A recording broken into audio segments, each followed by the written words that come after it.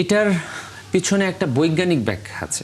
ধরুন আমাদের যে কোনো কাজেই, এটা হোক ফুটবল হোক ক্রিকেট, আপনার কিন্তু আইকনিক প্লেয়ার মানুষ লাগে এবং ওই আইকনকে দেখেই কিন্তু মানুষ আস্তে আস্তে শিখে। ধরুন 1996-এ যখন জয়সূর্য বিকেম আ সেন্সেশন, তারপরের থেকে কিন্তু লেফটি ব্যাটসম্যানের সংখ্যা অনেক বেড়ে গিয়েছে।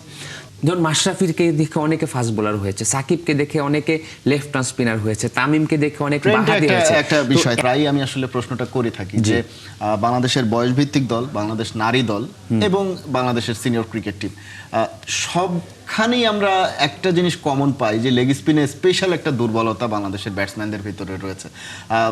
সেটার রহস্যটা আসলে কি? এটার পিছনে একটা বৈজ্ঞানিক ব্যাখ্যা আছে।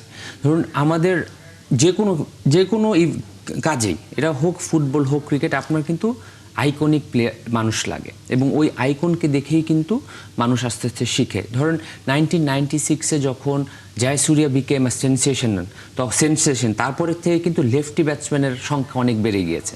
তো আমাদের ক্রিকেটের one of the earliest superstar ছিল মোহাম্মদ রফিক ভাই।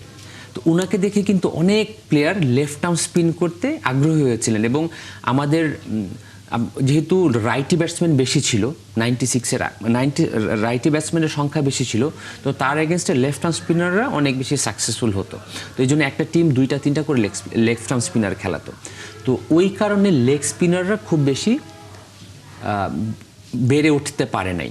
তো তারপরে যখন শেন ওয়ার্ন আসলো এবং আস্তে আস্তে 2000 পরবর্তীতে ট্রেন্ডটা তৈরি হয়েছে যে লেগ স্পিনার অনেক সাকসেসফুল হয়।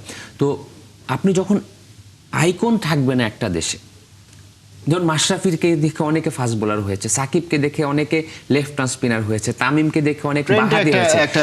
এখন বাংলাদেশে এটা আস্তে আস্তে স্টারডম, সেটা হয়তো অনেক বেশি কাজে আসবে। এবং আপনি দেখবেন নারী দলে কিন্তু অনেকগুলো ভালো লেগ স্পিনার আছে।